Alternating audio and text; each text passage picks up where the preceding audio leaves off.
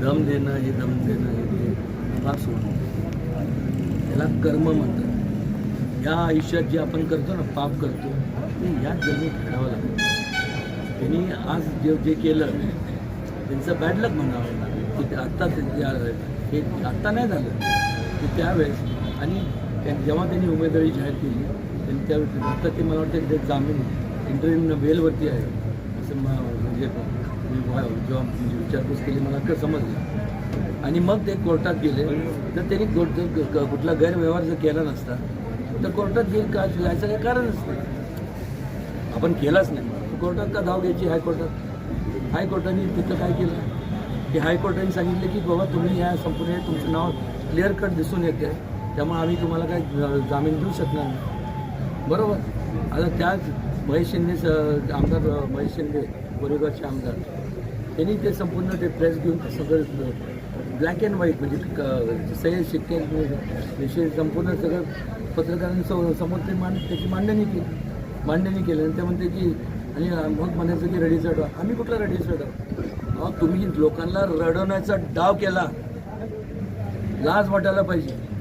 आणि अशा जर एका APMC मार्केटमध्ये जर एवढं सगळं हे जर 4,000 जे काय असेल त्याचा घोटाळा, उद्या अशा लोकांना तुम्ही जर तुम्ही ते असं जर नेतृत्व त्यांच्या हातात दिलं तर जिल्ह्याची काय अवस्था आहे. पण ते पण सोडून द्या. मी हे यशवंत विचार सांगतात. यशवंत विचार म्हणजे यशवंतराव चव्हाणांचे विचार, बरोबर. मग यशवंतराव चव्हाणांचे विचार काय असे विचार होते, लोक कल्याणाचे विचार होते. त्यांनी असं कधी केलेलं. आणि संपूर्ण या 18 लाखाच्या लोकसभेच्या मतदारसंघात एकही चारित्र्य संपन्न माणूस व्यक्ती तुम्हाला मिळाला नाही.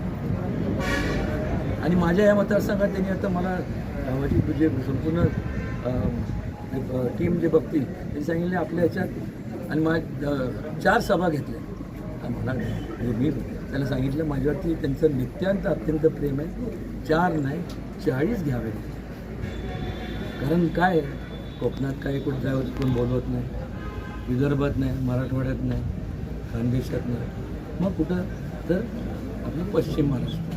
आणि पश्चिम महाराष्ट्रात सुद्धा कुठं तर सातारा जिल्ह्यात खास करून सातारा जिल्हा म्हाडा हे जी काय पश्चिम जिल्हा मग एवढ्यातच म्हणजे एका काळी स्वतःला नॅशनल पार्टी म्हणून त्यांनी रजिस्टर केलं होतं. आज प्रादेशिक पक्षी पार्टी म्हणून त्यांची ओळख आहे.